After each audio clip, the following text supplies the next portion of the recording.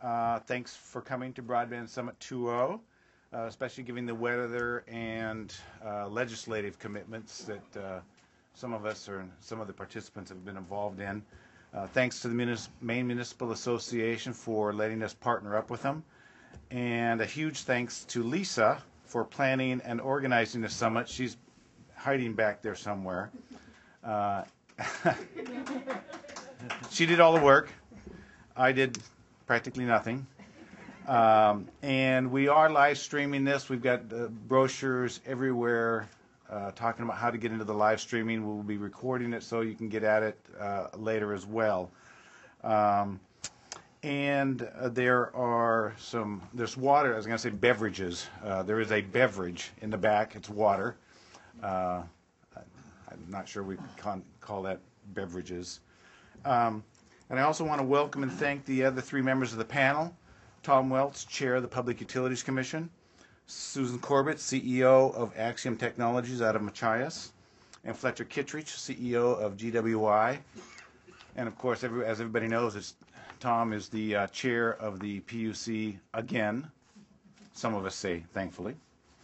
So, getting this started, and I'll try and speed this up because we are running a little bit late. But as the ConnectME Authority has said many times, broadband removes the barriers of space and time. A broadband pipe enables economic development, telehealth services, educational opportunities, and better participation and access to government. Broadband provides people in rural areas with enhanced access to technology, transforming our state economy, and expanding business opportunities for more Mainers. The ConnectME Authority was established in 2006 with the primary task of expanding broadband access in the most rural, unserved areas of the state that have little prospect of service from another provider. To date, the authority has awarded 76 grants, and that's on this panel right here, potentially serving 33,000 households and businesses with grant awards of $6 million and total project costs of about $12 million. So we fund about 50% on average of the grant projects around the state that we've done so far. And while all 76 projects are exciting and effective solutions to the increasing need for broadband in rural Maine, there's still work to be done to provide universal access to broadband service.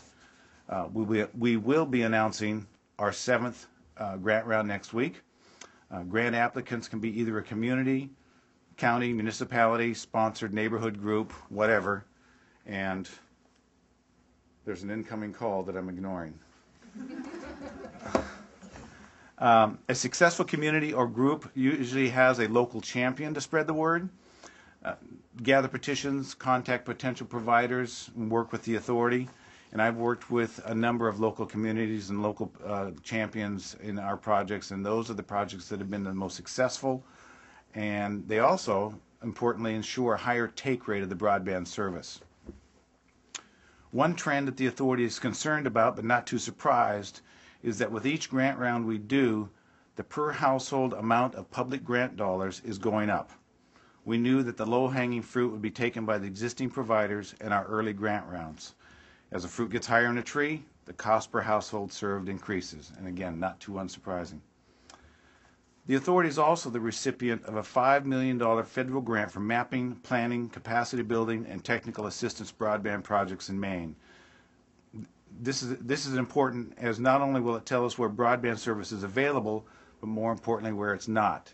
And around the room you'll see a number of maps that are a result of our mapping project, and we're able to on the back wall show broadband availability. Those are our red-green maps. Green obviously where broadband is and red where it's not.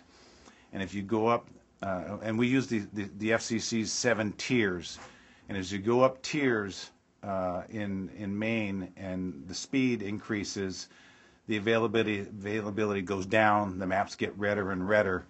By the time you get to tier 3, tier 4, tier 5, the map's pretty all red. We've got plots of the 3-ring binder on those maps in conjunction with community anchor institutions. We've got some plots back there of maps showing locations of Medicare, Medicaid sites with the hospital service areas too. And these maps, we can generate these maps just about any way any participant or any applicant wants to look at it. We also have on our website what we call our static map gallery, and it's by towns. You can pull up your town to see a red-green map. You can pull up your legislative district to see how your legislative district, if you're a legislator, how it's covered. So that's under the static map gallery on our website. And then also part of the federal grant enabled us to complete a comprehensive needs assessment. While that assessment found that about 91% of households in Maine have access to broadband service, about 73% subscribe to broadband service. That is one of the gaps we need to address. The greatest barrier to broadband adoption for surveyed households is lack of perceived need or value in owning a computer, with cost second. We will be developing a public awareness campaign to increase the needs perception.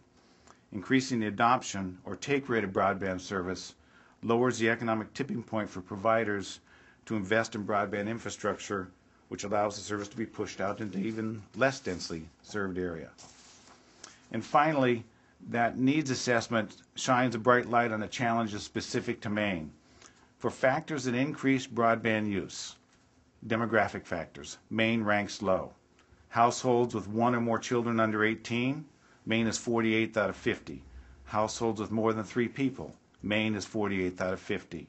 Small businesses in finance and insurance sectors, Maine again is 48 out of 50. For factors that decrease broadband use, Maine ranks high. Households with annual income under $15,000, Maine's 18th out of 50. Households comprised of people over the age of 64, we all know that, Maine is 5th out of 50. Small businesses with fewer than 5 employees, Maine is 9th out of 50. Maine's on the wrong side of both factor sets, and it presents a great challenge that we need to address, not only at the Maine Authority, but across all of Maine. So I'm trying to keep my side, my presentation fairly quick. I'm going to turn it over to Tom, and then Susan, and then Fletcher, and questions as needed. Thanks, Tom. Thanks, Phil, and thanks for those uplifting demographic statistics. I mean, I am actually, on the other hand, an example of Maine's deep and abiding commitment to recycling. I don't have slides or video. That's not a reflection of my view of technology, what I think is extraordinarily important, but maybe a judgment that sometimes technology isn't all that useful. But I do want to touch briefly, and then I want to apologize in advance because I have to run up to the legislature through the snow right after I give my talk. So I'll take questions either during or at the end of my presentation, but touch on 3 elements of the political and regulatory landscape that I think to a greater or lesser extent are going to have an impact on broadband deployment and use in Maine. The first of these is the recent FCC order, which is shifting support from basic service to broadband services. Second, there's Maine legislation under consideration that could implicate the current and future build-out. And third, it's the involvement of Maine in what's called the Digitally Inclusive Communities effort, which I think may have particular resonance for this audience. With respect to the FCC order, rural and high-cost areas have long been supported by FCC programs, the Universal Service Fund, the High Cost Fund, and the purpose has been to ensure ubiquity and affordability of telephone service. What has happened is that the FCC has essentially declared victory with respect to basic service, and in Maine, frankly, that makes sense. Maine's penetration of basic telephone service is somewhere between 98 and 99%. In November of last year, the FCC issued an order, which I commend to you, it's only about 1,000 pages long, where it fundamentally shifted direction as to how it's going to provide support. And now its emphasis is on broadband deployment and support. And they've established 3 funds. The first is the Connect America Fund, the largest of the 3, which is intended to replace current High Cost Fund and provide general support for communities and customers who would not otherwise have broadband. There's an interesting requirement for Connect America funding for the major telephone companies, and that is that they can get money, but only if they agree to provide broadband to everybody who wants it within their service territories. That is very new with respect to broadband deployment. It'll be interesting to see how that works out. Second is something called the Mobility Fund, which is intended to provide support for wireless carriers, 3G and 4G mobile services in areas that would not otherwise be served by mobile broadband services. And finally is something called the Remote Areas Fund, which is for people who live in areas that they consider to be extraordinarily remote. I think they had Alaska in mind, but I think there may be areas of Maine that may qualify as well. But the test basically is whether there's any broadband at all within the census block or particular neighborhoods. And if there's not, there may be some money available from the Remote Access Fund. Now, having described it, there are an enormous number of uncertainties about the Connect America Fund and the other funds and their impact on Maine. It's not clear what the timing will be on the transition from the current support mechanisms. Those mechanisms, interestingly enough, today provide a significant amount of support to our local carriers, some of which is invested in broadband. So we don't know how that shift is going to take place. The FCC has also issued what it calls a further notice of proposed rulemaking, where it took maybe 300 questions that it didn't have answers to yet and put them out for further comment. So the exact structure of a lot of these programs really isn't known. One of the important issues is that we don't know how much Maine is going to get from these funds. The FCC, as it often does, rather than decide what the need is and then spend as much money as is necessary, decided how much it was going to spend and said they're going to find a way to divide it up and hope that it comes out with a good resolution. The size of these funds has been fixed, and even though Maine, by some measures, and indeed, as Phil suggested, by many measures, has one of the most rural populations and perhaps one of the more needy populations, the level of FCC support has not always been calculated in a way that's been helpful to us. So that's an effort that we're going to have to undertake. I think industry and government together are going to have to figure out how to make sure that we get enough out of the new FCC funds. Finally, a variety of parties, including some state commissions from other states, have appealed the order, essentially claiming that the FCC has overstepped its jurisdiction, because one of the things the FCC order does in other sections is really take over jurisdiction over things that states had previously had jurisdiction over with respect to the relationship between carriers. The FCC does not have a great history with respect to having its orders sustained on appeal. So everything I've told you about the FCC order and what it intends to do may be reversed by the D.C. Circuit Court of Appeals or whatever Court of Appeals it winds up in. I just say that because even though I think it could be a watershed event, I don't think we'll know whether that order is a watershed event for at least a couple of years and maybe longer. In the event that some or all of that order survives, though, I think there are some pretty clear implications. One is the FCC has clearly recognized that the game with respect to communications among people is in broadband, not in traditional voice. They're interested in ensuring high speed. Support comes with speed requirements. The one they mention most often is 4 megabytes down and 1 megabit up, but it could be those will ramp up. They are interested, and they've sort of figured out that mobile technologies in some circumstances can be a good substitute as a platform. And the other thing, they're beginning to favor competitive bidding. So any preferences that may have existed in the past for incumbents seem to be going away. So they are very market-oriented in this, and I think they've very much adopted the view that broadband is what Maine ought to be thinking, or not what the country ought to be thinking about. So that's the FCC. The second major issue that's rattling around, and indeed why I have to leave right after my speech, is LD 1748. The legislature last year asked the Maine Commission to present some recommendations about deregulating the telephone industry in Maine. We presented our report, and LD 1748 is the legislation that would implement those changes. Basically, the focus was whether or to what extent basic telephone service ought to still be regulated in Maine. And what the Maine Commission recommended was that except for a fairly stripped-down basic product, something we call provider of last resort service, which is really just a dial tone line, the ability to call locally and call 911, things like that, where we recommended that there should still be some regulatory oversight. Everything else is essentially completely deregulated. No price regulation, no service quality regulation, nothing.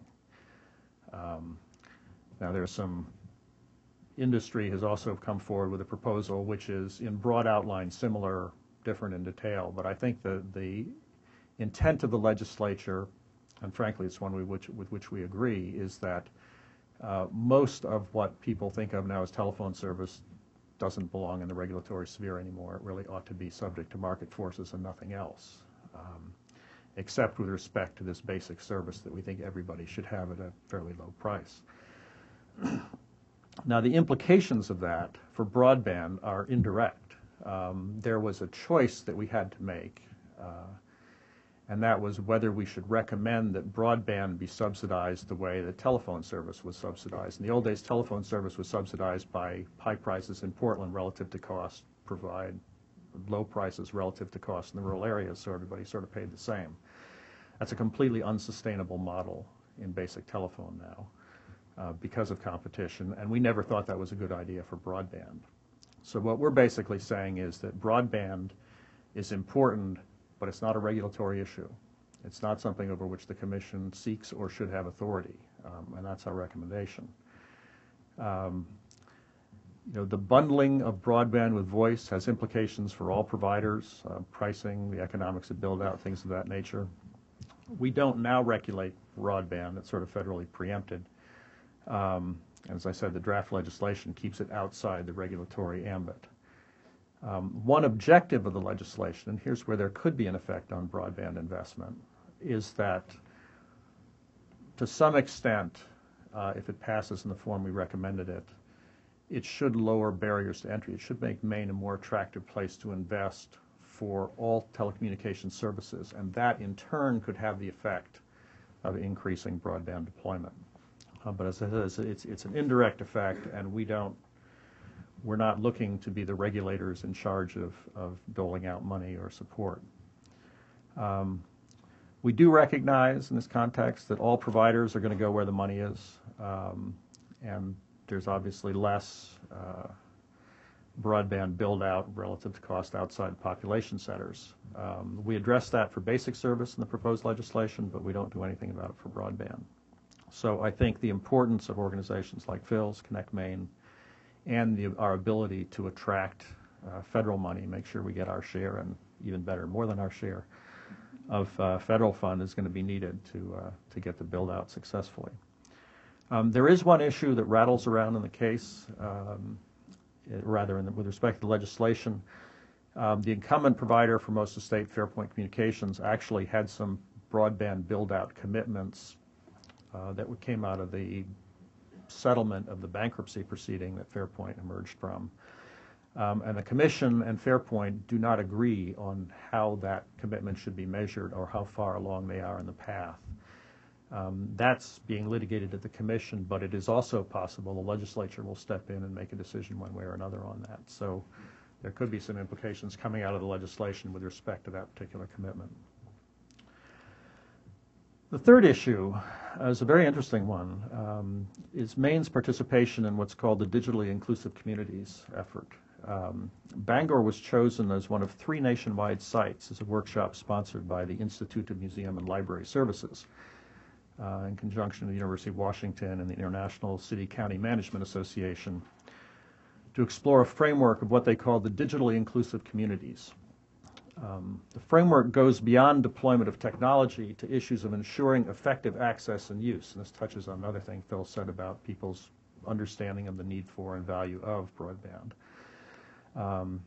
to ensuring the effective access and use and the role of broadband technology in building communities themselves. Maine was singled out for the workshop in part because of the long history of the MTEAF, that's what we call it these days. And frankly also due to our rather challenging geography and demography, because Maine is an example of areas where it may be difficult to do things.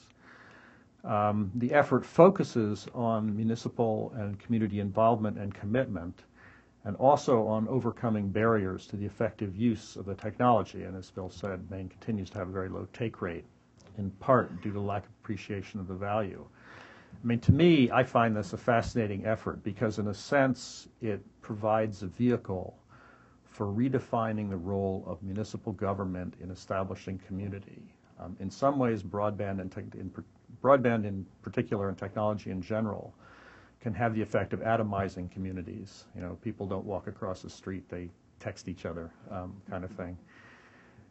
But this effort is actually designed to reestablish the community as a way in which you can overcome certain barriers collectively.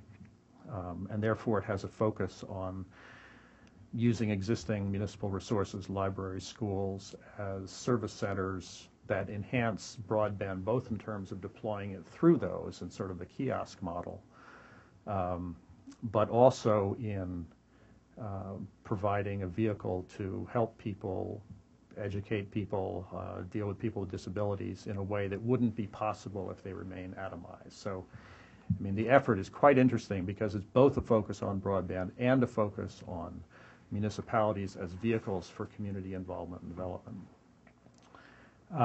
There's a website that I think if you go through Linda Lord of the Maine State Library, she can get it, and Phil will give it to you later if you need it. But I think it's a very interesting effort, and I think the community should all be keenly aware of what's going on there. There's the Bangor group has been invited to continue to participate in the national effort. This has some federal money behind it, so it's I thought it was quite interesting.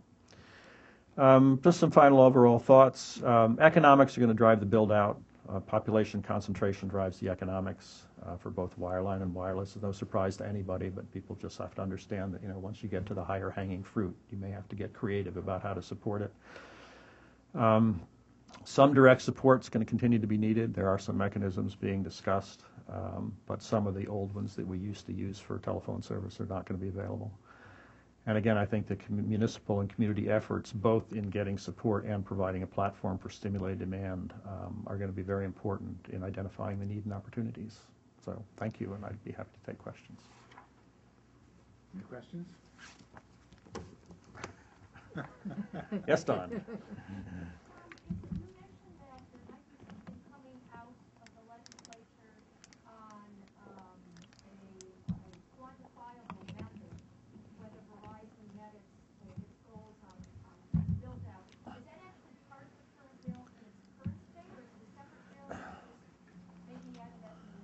It was not part of the bill that we proposed.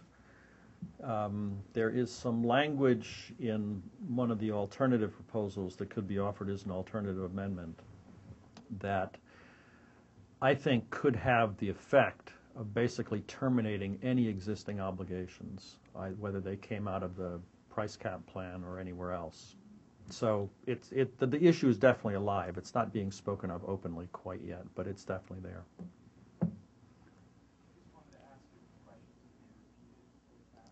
I'm sorry, yeah, the question was whether the broadband build-out issue would be in the current legislation. Any other questions before Tom has to hit the snow? Please. Thank you. Thanks, Tom.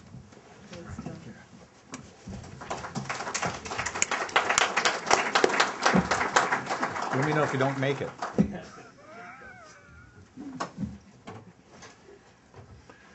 Good morning. My name is Susan Corbett. I'm with, is it on? Yes. Okay, can you hear me? Okay. Not real well. How's that? No, I think I'm going to stand. I can see all of you. My name's Susan Corbett. I am the CEO of Axiom Technologies. Axiom is a telecommunications provider in Washington County, and we've been providing last mile broadband delivery for the last 6 or so years. There's the state, well, the numbers in the state are, for the broadband access, 91% of the homes in the state of Maine have broadband access. Sounds good, except that at least 49,000 homes and businesses without broadband connectivity. The state of Maine is 43rd in broadband adoption in the United States. How are we going to fix that? Well, Axiom has a couple of programs that we've been working on. We are the recipients of a Department of Commerce BTOP grant for $1.4 million. It's the Washington County Education and Employment through Sustainable Broadband Adoption. It is an education and training program blending natural resource-based industry with technologies, farmers, fishermen, and nurses. The programs are being developed for real-time reporting to state and federal government. In order to do that, we had to make sure that our farmers and fishermen had sufficient training on the technology. In the past year, we've logged over 10,000 learning hours to over 100 people in Washington County. We also added a component for distance learning education for an RN program.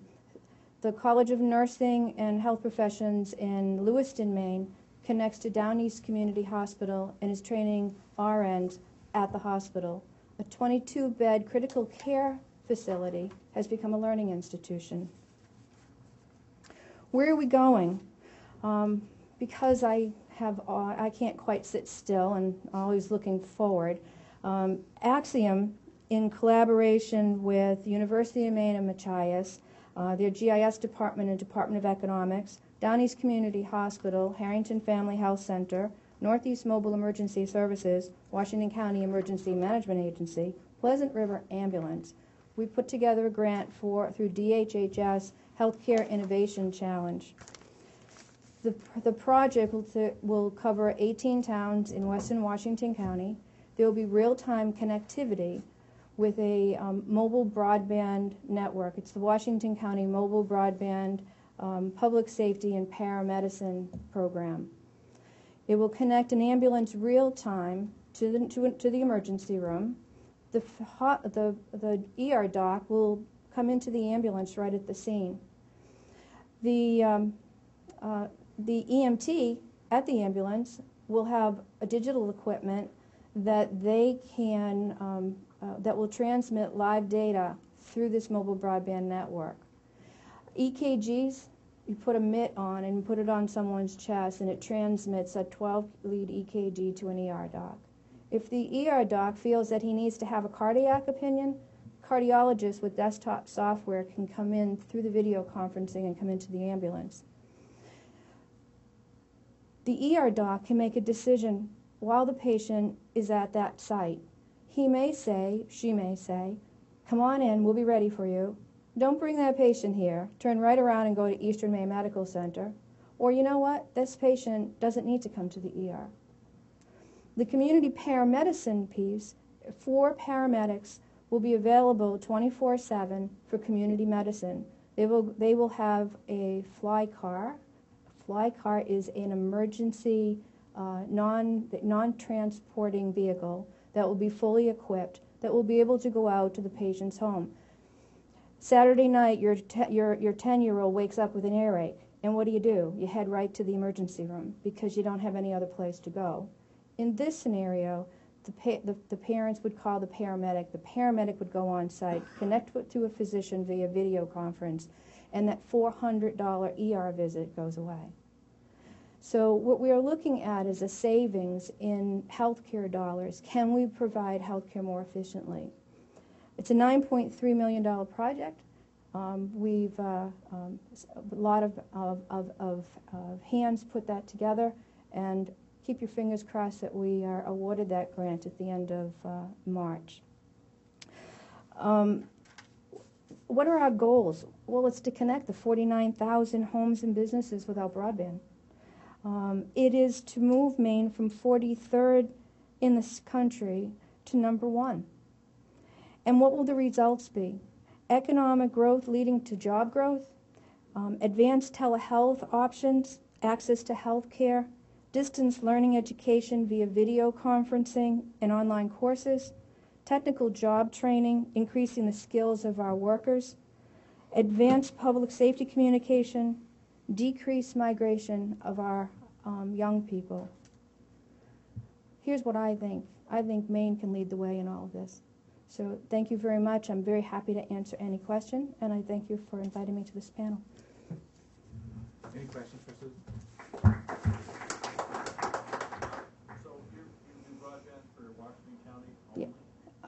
We can put systems. Repeat the question, please. Oh, I'm sorry. Does Axiom do broadband for Washington County only? We work with other communities and help them find a solution. We work with all of the providers of the state of Maine. We have a great relationship with them, and collaboration is the key. And what's your, is it a wireless broadband? We do wireless. Fixed wireless. Fixed wireless. Okay. Thanks, Phil. Well, as opposed to mobile. When I get calls from rural areas of communities that want to know what's should be their first steps and how to put together a project, the first person's name and number I give, Susan's. Axiom is the recipient of about $900,000 in ConnectME funds. We would not have been able to put broadband in Washington County without those funds, and we still have a long way to go. What kind of commercial speeds are you seeing? We are for some homes it's up to 1.5. We're increased with the 3-ring binder project, with the increase in Fairpoint's infrastructure. Many of those access points are up to 3 megs. There are some areas we can do dedicated links up to 10 megs and a symmetrical connection. Depends on the location, depends on the access point, but it can be done. We have a new tower that just went up in Marion.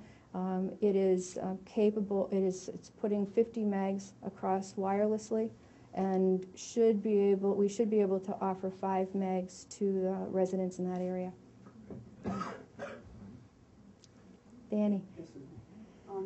Is that going to be around all of Washington? I got a 2-part question, I guess. Is it going to be all of Washington County? We hear you mentioned Calais Hospital. And the second part is, will this be achieved through a series of additional towers scattered around? Like if anybody in Washington County who is very rural, as you know I am, say for example, will I just, in my house, have this capability due to additional towers all over Washington County? The question from Danny Sullivan is, will the public safety project be throughout Washington County, and would you be able to have access from your home? From any place. The project is including 18 towns initially in Washington County. It is a pilot project. The plan is that we implement it, work whatever bugs out of the system.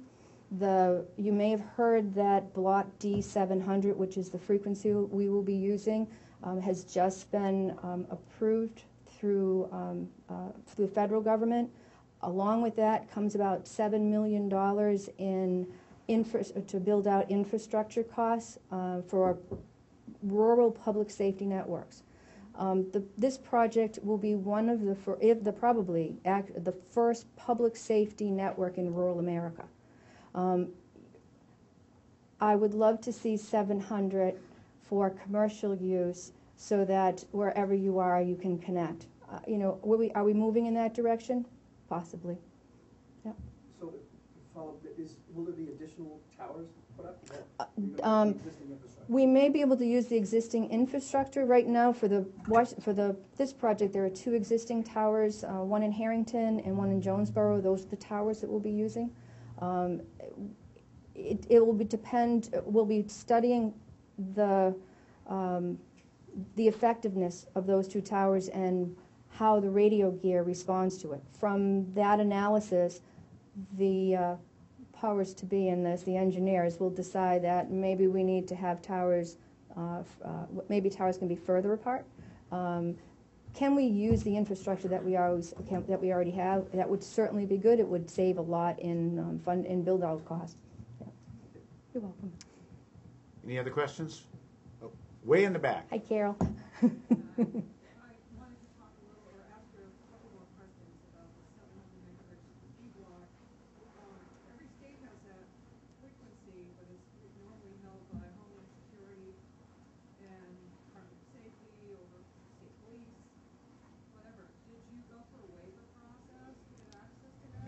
Please repeat it, because I couldn't even hear up here.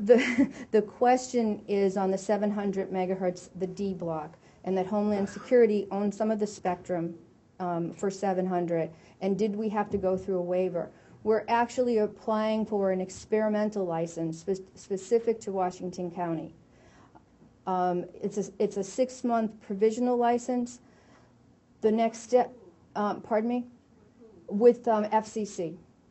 The second part would be asking for a waiver. And if we do that, we'll look at that more on a statewide level, because if this project does what everyone thinks it's going to do, it will roll out right across the state.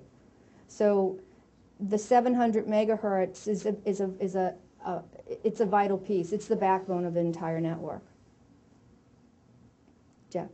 So if this is successful in using the D block and the amount of bandwidth that will be available to that, is this going to make MS-ComNet antiquated before it's even rolled out? No, it'll be running side by side. Yeah, it won't replace MS-ComNet.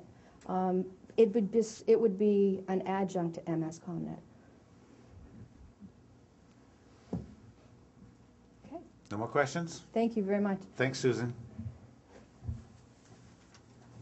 Next up, Fletcher.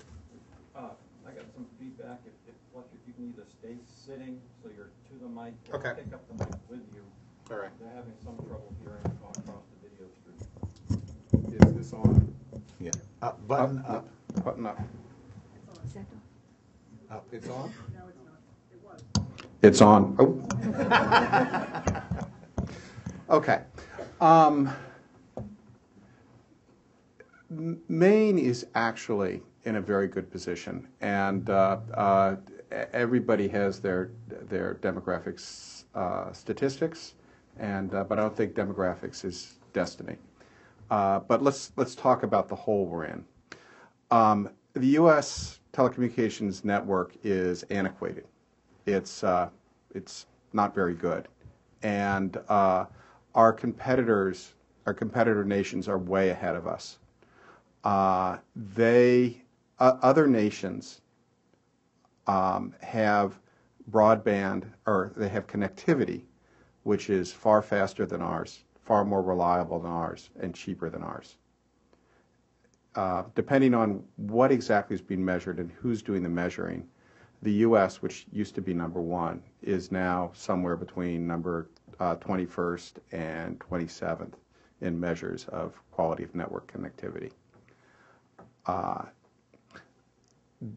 So our network is slower and less reliable and more expensive than other people. So talk about speed, for example.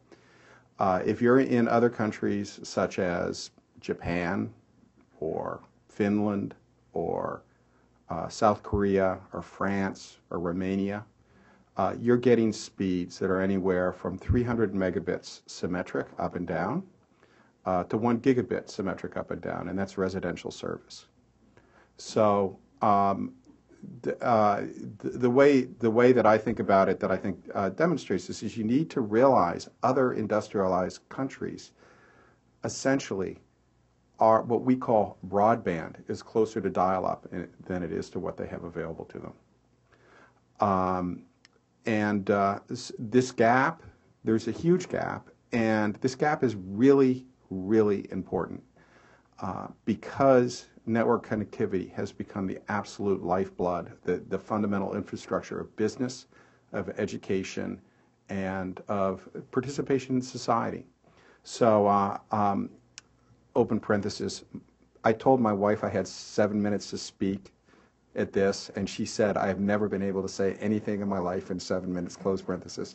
So I'm not going to, I'll talk about business, and I'll talk a little bit about participation in society, and I'm going to just brush them. And for education, you need to go to the panel discussion later today, and I urge you all to do that. There's one on education, right? Okay. So in business, there is a fundamental change in the way, worldwide, in the way business is being done, and it's something called cloud computing. And the reason it's happening all over the world is the economic impact is huge. Businesses that use cloud computing vastly lower the costs and increase their productivity and efficiency and competitiveness. Cloud computing is the centralizing of computing resources in a location where they're via the network, they're shared between many companies and businesses. And this is a much more effective and efficient way to do things. And the problem is, to do that, you have to have a network that's fast enough, cheap enough, and reliable enough. And by and large, outside, to some extent that's true in urban areas in the U.S., but not really. And the gap is growing larger and larger all the time. And in Maine, to put it in perspective, again, the average speed in the U.S., according to the FCC, is about 15 megabits down, 1 megabit up. In Maine, I haven't seen really good measurements, but my guess from what I've read, it's like 5 megabits is the average connection speed in Maine down and 1 megabit up. And does that make sense to you, Phil? It's probably a little bit more than that, but I think you're about right on. And, Yeah. and we could certainly talk to our mapping contractor to get Yeah. finer Okay. details All right. on But this. so say 6 or 7. Yeah. I mean, if you're talking Still lower than the national other average. people have a gigabit, and it doesn't really matter whether you have 5 or 10. It's still really slow. So it is going to be increasingly difficult for businesses to be competitive if they don't have access to a much better network than they have now. Education, I'm just going to say connectivity is absolutely the lifeblood of education. And the thing about education, if there are 2 huge industry economic drivers now. One is the cost of energy, and the other is education. Education affects everything. If you don't have good education, it's just so fundamental to the way the economy is shaping up that you're just toast. I mean, the gaps that are developing all in societies all over the world between the educated and the uneducated are huge. So I think the thesis of the panel is going to be that network connectivity is very, very important, and I would to education, and I would say education is very important to economic development. And finally, participation in society. The ways that the faster network allow people to organize themselves and do things like this meeting. If you've ever experienced really good video conferencing, and you think about the cost of putting this meeting together, and you think about the ways that you can just throw together a video conferencing really quickly and really effectively, it's amazing how many people in this room or how many people are watching this streaming. And if we had really good connectivity, how many more would watch it streaming is an interesting question. So there's this huge gap developing already there and growing wider between us and other countries. And the reasons it's happening is network connectivity is really internet access, and the public internet became available roughly 20 years ago, just almost to the day, led by the senior senator from Tennessee, and in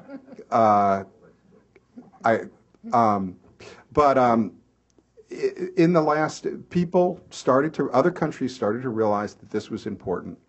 And the first internet access everywhere was over legacy networks that had been designed decades earlier. So right now, really, the current networks we have are designed about a half century ago, and they weren't designed for the internet because the internet wasn't there. They were designed either for broadcast television service or a phone service delivered in a way that really dates back to the 19th century. And other countries sat down, they developed a national broadband policy, and either through regulatory changes which promoted competition, which drove investment in the network, or through massive government subsidies, they built an entirely new network. And we still have the old network. Places like South Korea, they claim by the end of this year, they're going to have gigabit level service available to every residence in the country. In Britain, which I think is really interesting because, believe me, spent a lot of time in the UK. They are not leaders in high tech or telecommunications. But British Telephone has said that 66 by the end of 13, by the end of next year, they expect to have 66% of the population connected up with gigabit level residential service at prices comparable to residential service now. So that's what we need to do. And I think that there's a reasonable chance to say that Maine can and will be a leader in this. I think that we have underlying structure that allows it to happen, and a huge part of that is the willingness of people to innovate. It is also true that the three-ring binder, which is a $32 million project to build a open access available to all fiber ring around the state, really helps. For the size of Maine, having something that large and that fast is really useful. And since it's open and anybody can use it, it should allow lots of different forms of innovation. It's also, it's one thing to spend $32 million. It's another thing to spend it well. And that network is held up. The people building it, some of whom were in this room, and do not include me, I had nothing to do with building it. They did a really good job. It's ahead of schedule, and it's under budget, and this is a government program, so check those two things out. It's held up as a national model, and it's a first step. And it's only a first step, and it doesn't do any good by itself. It just sits there on the poles. But the way that people are starting to use it, this creativity and the innovation, which there is a deep well of in Maine, is really remarkable. And Susan mentioned a little bit of it, but there's an awful lot of stuff going on. I think we're going to see starting to have this all fiber gigabit access network in Maine pretty quickly. And I think for a variety of reasons, we're going to move faster than the rest of the country, and we really can be a leader in this.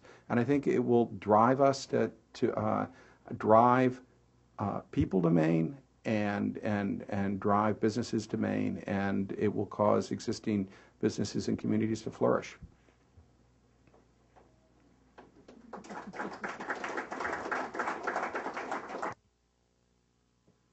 Other questions for either of the panelists? I got about 75 of them, but I'll try to. The speeds that you're speaking of, South Korea, Bulgaria, those are all achieved through fiber.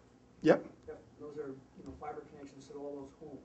So, given that Maine needs to get to that level, and we in the rural areas, which is where I come from, the fact that three-ring is coming up in our area hasn't mitigated the fact that providers are still looking for a certain number of people per mile in order to run the fiber out.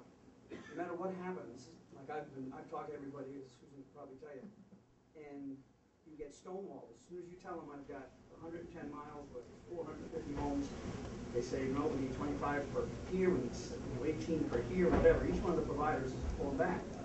So I think I probably should ask this when Tom was here, but it sounds like the PUC is kind of keeping a hands-off approach to how this happens, and it appears to me what I'm getting from this is the only way we're going to see these fiber connections make it out to homes of Maine, rural ones as well as the ones that aren't so rural, is through additional grant money or money coming in from an outside area to ConnectME that we can then try to get to then hand it over to companies like yours or Time Warner or whatever and make it more cost-effective for them to do it.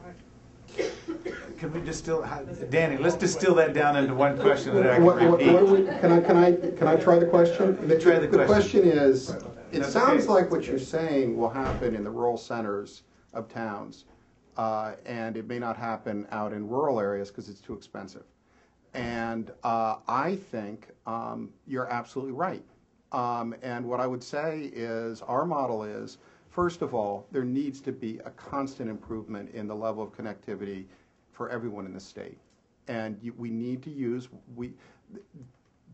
the thing that makes the internet so powerful is the inter in the net. I was there when they came up with the name. We called it something, we called it ARPANET before that. And one day, all of a sudden, in documents that started to come out of the engineering group, it started saying internet. I worked at the research lab that did the original development. And the inter means it connects different networks together. Because back then you had these networks which were completely separate. You couldn't go from one to the other. There's no reason that we can't build out the fiber network, the wireless network, and improve the speed of DSL far faster than it is now. You're not going to get to gigabit, but 40 megabits is a lot better than 5. All those things can happen at once, but there's no way we're going to get, the fiber is going to start in the center of town. It's going to build out, but commercially there'll be a point where it can't go, and there has to be government subsidies. But every single network that has been built in the U.S. and probably in every country has included some level of government subsidies, starting with the canals that led to the original development of the economic system in the United States in the early part of the 19th century. And now you can understand where my wife's coming from, because I could go on and on. Thanks, Fletcher. Another. I guess, you know, it's too big a question to take handle right here, but, you know, the intersection of the wireless, the 4G is rolling out with big carriers. You know, there's got to be that delineation point where rural communities are going to have to go wireless versus fiber. I mean, the last mile of fiber, you know, as BIOS is being proving out, you know, in the bigger cities, they're paying all the attention to the metro. So do you really see fiber as the end all, Okay. FiOS is an antiquated system. They did it early on, and they, I think, from my perspective, they made some bad engineering choices. And the countries I'm talking about, they're not doing FiOS. They may be able to replace the equipment and reuse the fiber and get to those speeds. And you know, that's the nature of network investment. You know, FiOS is 10 years old, and it was the best back then. But it shouldn't be our goal now. A. B. Wireless ultimately is always not going to be as good as wireline connectivity. You don't have to take my turn to any network engineer like Jeff. I mean, you know, and I think that Susan would agree. It is a hell of a lot better than nothing, and there are places where it's the only economically efficient means of connection. Ultimately, yes. I think that fiber will go everywhere telephones that copper telephones used to reach. But I'm not going to tell you when. I'm 52. I want to work till I draw my last breath. But I don't think at that day that the last bit of copper will have been stripped out of the network. We were running with the crank here until the early 80s. Remember that? I mean, so there will be some tiny pockets, but ultimately it will. I do think it'll all get to fiber. The question is when. And in the meantime, you can use wireless as a seamless bridge, and you know, it's vitally important, but it isn't the ultimate solution. Thanks.